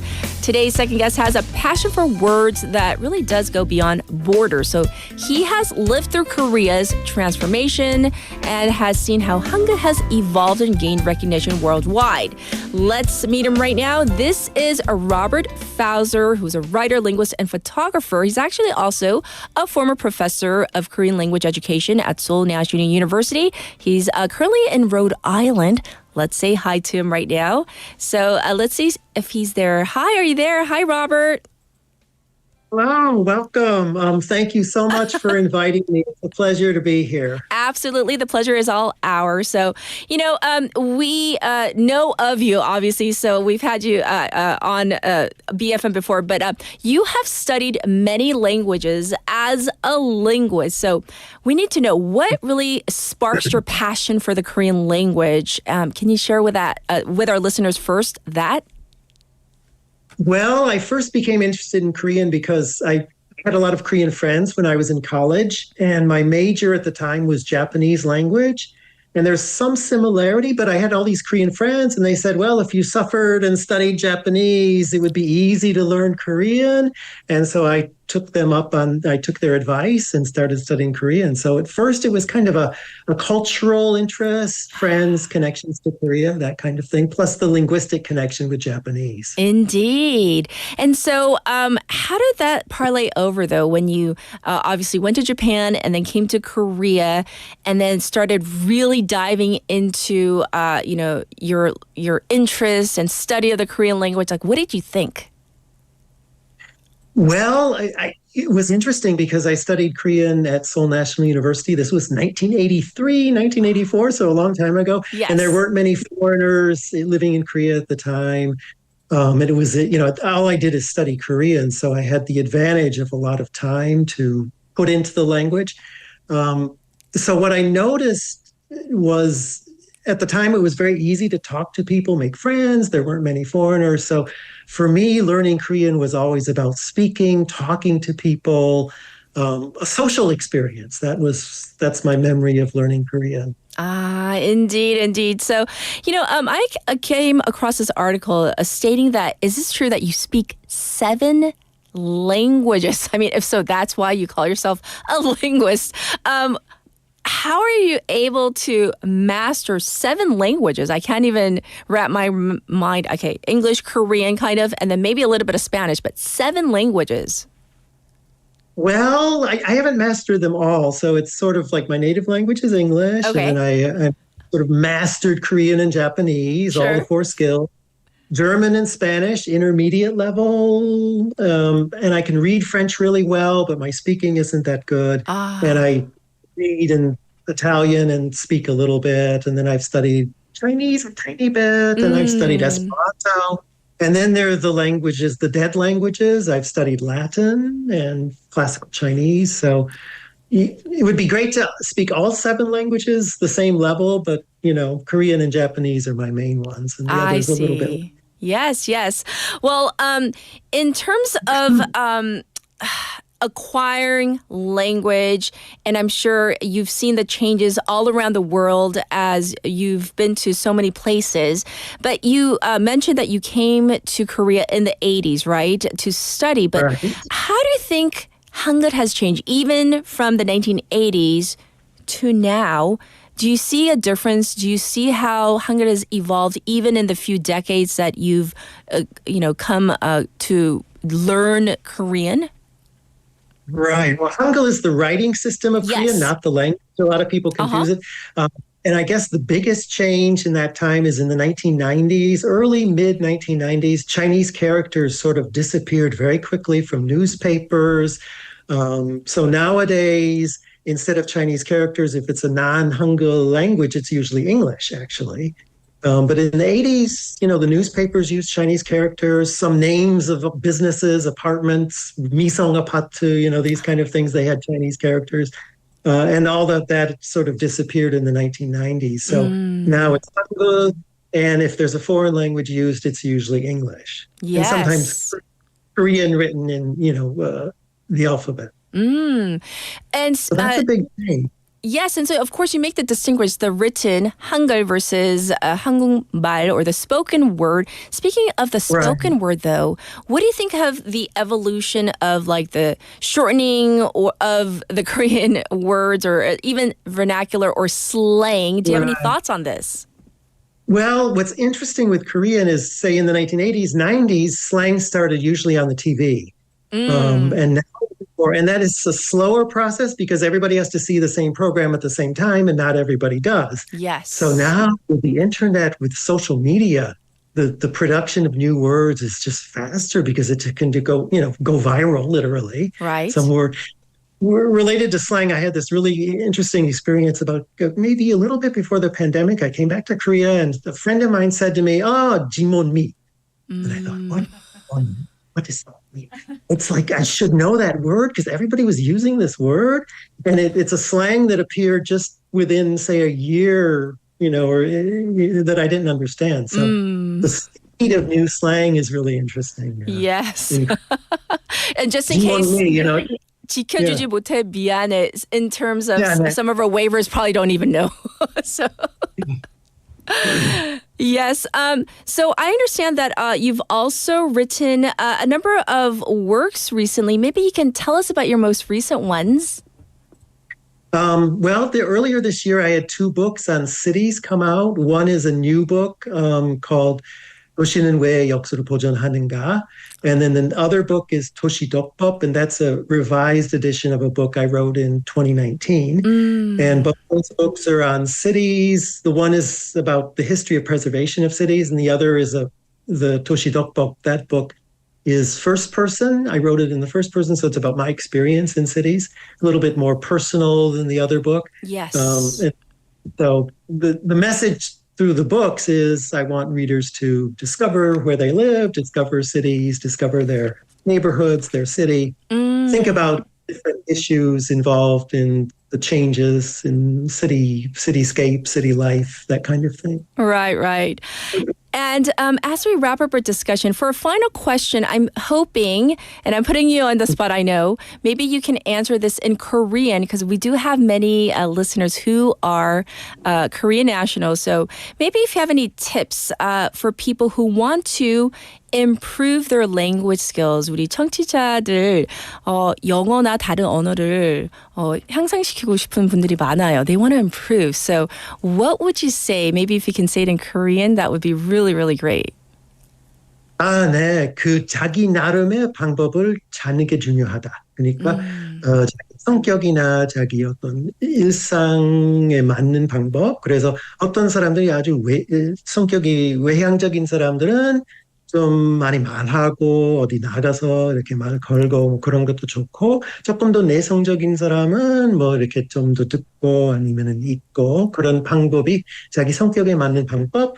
그다음은 하루에 24시간밖에 없으니까 그 대신에 그게 맞는 자기 생활에 맞는 방법도 만들어야 되고, 저 같은 경우는 매일매일 한국어를 읽고 미국에 살기 때문에 옆에 한국 사람도 없고, 그래서 매일 한국 신문도 읽고, 혼잣말도 한국말로 하고, 여러 가지 이제 매일 조금씩 접촉하는 게 가장 중요합니다. 네.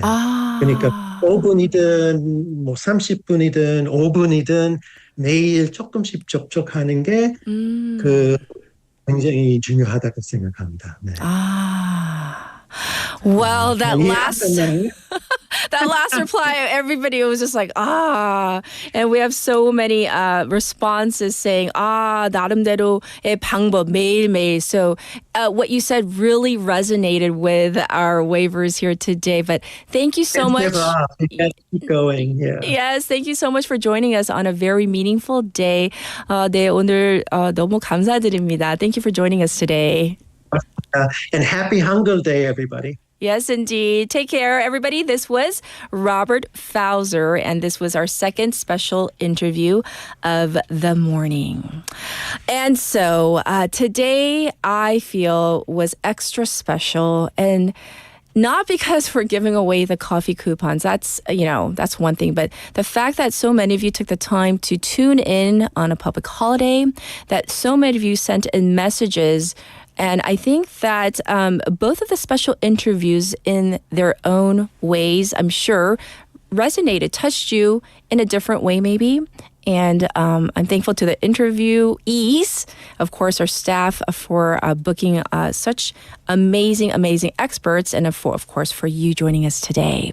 We're going to call it a wrap. 오늘 마지막 곡은요. 다행입니다. 길지 않네요. 그때 헤어지면 돼 by 로이 킴. 내일 봬요. 바이바이. 나를 사랑하는 법은 어렵지. 그리고 당첨자는 Morning Wave in 부산 게시판하고 개별 연락 드릴게요. Bye again. 나를 꼭 안아주세요. 우린 나중에는 어떻게 될진 몰라도 정해지지 않아서 그게 나는 좋아요. 남들이 뭐라는 게 뭐가 중요해요. 서로가 없음 죽겠는데 뭐를 고민해요. 우리 함께 더 사랑해도 되잖아요. 네가 다른 사람이 좋아지면 해가 넘는 게 익숙해지면 그때가 오면 그때가 되면 그때 헤어지면 돼.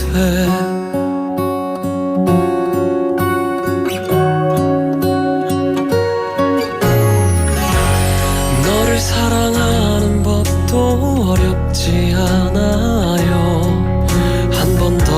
웃어주고 조금 더 아껴주면